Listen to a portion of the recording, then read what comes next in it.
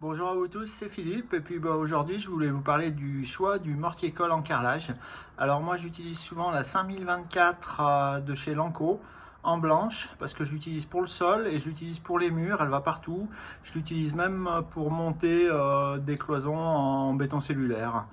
Donc cette colle, ce qu'il y a de bien, c'est qu'elle est C2 ET, C2 c'est-à-dire adhérence renforcée, temps ouvert, allongé, c'est-à-dire que bon, elle collera bien sur l'ancien carrelage. Vous pouvez primériser en plus si vous n'êtes pas sûr.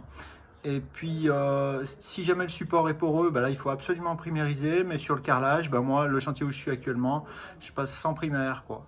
Voilà. Et puis ce qui est vital, donc si vous achetez ce mortier-colle, bien sûr, c'est d'avoir le malaxeur. Alors moi j'ai un Le Mans, il doit faire, je sais pas, il est assez puissant, donc il a beaucoup de couples et je vous déconseille d'utiliser une perceuse parce qu'avec une perceuse on va griller le moteur il va tourner vite et il n'aura pas assez de couple pour mélanger la colle. Alors là j'ai mis à peu près, vous voyez, j'ai un seau. Le seau c'est bien parce qu'il est flexible, il bouge un petit peu, donc quand on veut enlever la colle c'est mieux que d'avoir un seau rigide comme vous voyez le seau jaune qui est derrière. Donc je vais faire mon petit mélange et puis cette colle on peut la faire soit en fluide, c'est-à-dire on met beaucoup d'eau et là on est en simple encollage, ou soit on peut la faire une consistance plus épaisse et là on pourra mieux régler les carrelages. Donc je vais la mélanger et je vous montrerai après le résultat fini grâce à mon petit malaxeur. Je précise que je suis pas à la truelle. Donc là je viens de mettre la colle 5024 blanche, vous voyez, et je vais la malaxer et je veux vraiment insister là-dessus sur le malaxeur. Il est très important d'enlever les résidus de colle sèche parce qu'après ça peut faire que ça va se mélanger avec votre colle fraîche et du coup vous aurez comme des catons qui seront entre le carrelage et le sol, comme des petits cailloux en fait. Donc là il ne faut pas hésiter à taper ça et puis avoir on appelle ça la tête de cochon, on appelle la queue de cochon, on appelle ça. Il faut vraiment que ça soit très propre.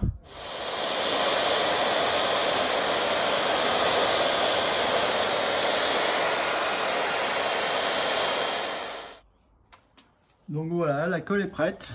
Elle est de consistance assez forte, quoi. J'ai pas fait une colle fluide parce que moi je veux pouvoir régler, parce que le chantier où je suis, il y a beaucoup de réglages à faire, le sol est pas parfait.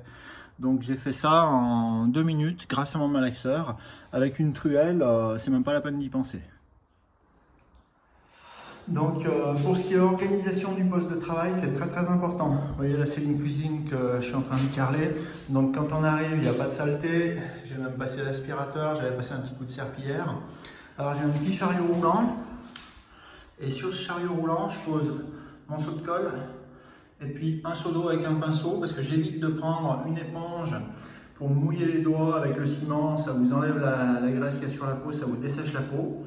Et là, vous voyez, j'ai pas à porter à chaque fois ce seau de colle. Donc je le bouge, c'est vachement pratique. J'ai mon petit stuccateur, j'ai mon peigne. Alors le choix du peigne, c'est égal à la valeur à la hauteur du carrelage, l'épaisseur du carrelage. Et là, comme je pose avec des croisillons Pavilift, je calcule que le peigne est égal, la hauteur des dents de mon peigne doit être égale à l'épaisseur du carrelage plus le croisillon jaune qui est là. En général, vous posez de la mosaïque, et vous prenez un peigne de 3 mm, vous posez un carrelage qui fait 6000, vous prenez un carrelage qui fait un peigne qui fait 6 mm. Voilà, et je vais vous montrer donc avec les croisillons Pavilift comment on peigne la colle au sol et comment on ajuste avec ces croisillons. Parce que les carreaux ne sont pas toujours droits et ça permet justement de récupérer les défauts de planarité. Donc là, je prends mon stuccateur et je vais mettre de la colle par terre, tout simplement. Je vais étaler un petit peu ma colle avec le stuccateur, la valeur d'un carrelage à peu près.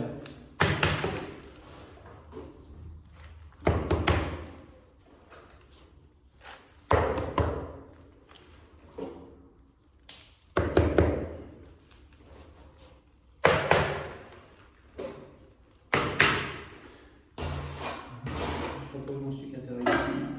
Et je prends mon peigne. Alors quand vous peignez un carrelage, il ne faut pas peigner comme ça, ni comme ça à plat, il faut être à 45 degrés. Alors au départ, pour étendre la colle, on va utiliser la partie qui est non crantée et après on peignera après. Donc vous voyez, je tire ma colle.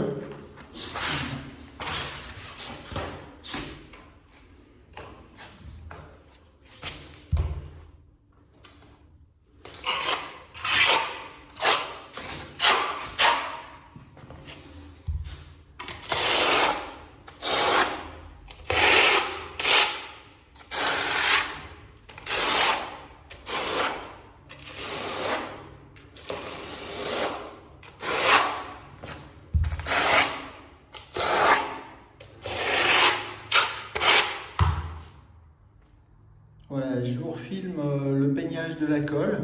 Alors il y a les croisillons Pabilift que j'avais mis en place avant de partir la dernière fois. Donc après, je m'en servirai pour niveler mes carreaux. Mais là, on a une colle qui a un temps ouvert, qui est assez allongée, qui n'est pas salissante, qui est blanche, qui a une super adhérence. La 5024 Lanco, c'est vraiment une colle d'excellence. Moi, ça fait 20 ans que je l'utilise. Et j'ai jamais eu aucun problème avec. Et surtout, elle reprend sans primaire sur ancien carrelage, vous voyez. Donc je prends ma lame de 20 par 120. Je précise que ces carrelages ne sont pas toujours très plans. C'est pour ça qu'il faut utiliser les croisillons Pabilift. Alors je le mets dans la colle. Okay, je vais le masser un petit peu. Et tout de suite je prends mon pinceau.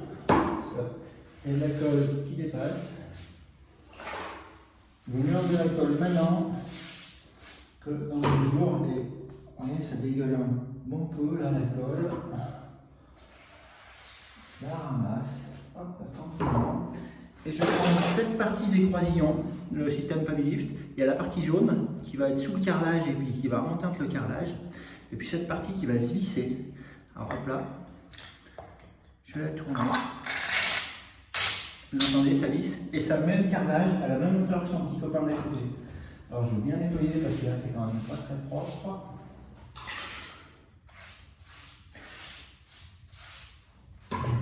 Et je prends là, et je vais mettre ici.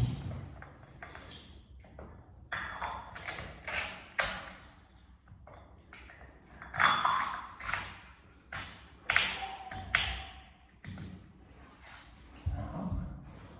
Et on va nettoyer un petit coup le joint.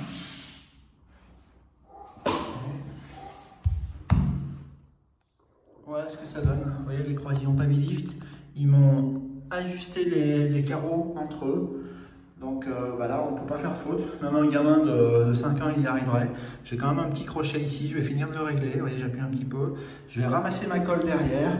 Toujours pareil, il faut ramasser la colle derrière. Là, on mettez dans le seau. C'est vachement plus propre. Parce que si vous faites ça, que vous peignez après, elle peut avoir séché un petit peu et du coup, vous n'aurez pas une bonne adhérence. Elle aura déjà commencé à tirer la colle. Surtout si vous êtes en plein soleil, que vous faites une terrasse ou qu'il y a du vent, il faut vraiment veiller à ramasser sa colle, à la remettre dans le seau et puis on colle la valeur d'un carreau ou deux et puis ainsi de suite.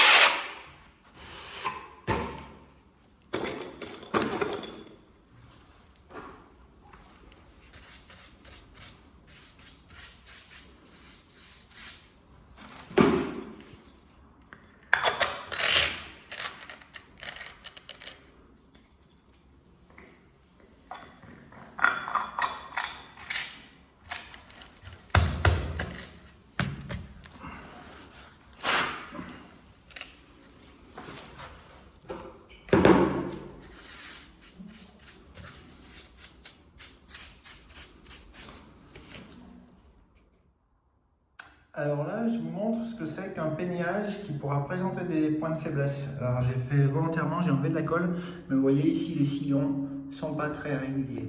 Il faut toujours avoir des sillons comme ça là-bas. On peigne toujours à 45 et on doit avoir un sillon très très régulier. Sinon, sous le carrelage, il n'y aura pas assez de colle, simplement. Donc voilà, je viens de finir ce que je pouvais faire pour aujourd'hui dans cette cuisine. Alors vous voyez, avec les Pabilift, la planéité elle est vraiment maximale. Alors demain, je viendrai finir la petite coupe du bord là-bas, vous voyez. Là, je vous montre la grande salle que j'ai fait l'autre jour. Alors elle n'est pas finie non plus. Alors là, je n'ai pas fait la même implantation, c'est-à-dire qu'à chaque carreau, je me décale de la valeur de ma main. Enfin, j'ai un gabarit. Et vous voyez, ça fait une pose très sympa. Ça fait une ligne de joint qui part sur le côté. Vous voyez. Et là, regardez la planéité, franchement, on ne sait pas si c'est du vrai parquet qui a été poncé ou du carrelage avec ce système PaviLift. Un autre petit détail, vous voyez, moi je vais m'arrêter là parce qu'après je peux plus, il faudra que je monte sur mes carrelages, donc il faudra attendre demain. N'oubliez pas de mettre les petits croisillons jaunes, de les insérer au préalable tout le long là-bas, parce que sinon demain vous démarrerez avec une pause. Sans les petits croisillons jaunes, vous ne pourrez pas visser vos croisillons PaviLift et donc vous serez pas si plan. Donc à ne pas oublier, quand on s'arrête, on dit c'est le dernier rang que je pose aujourd'hui, vous mettez les petits croisillons jaunes, ouais, ils sont tous là, ils sont tous prêts pour demain. Là je viens de mettre un coup de serpillière et on jurerait que c'est du vrai bois, du vrai parquet. Regardez la planéité.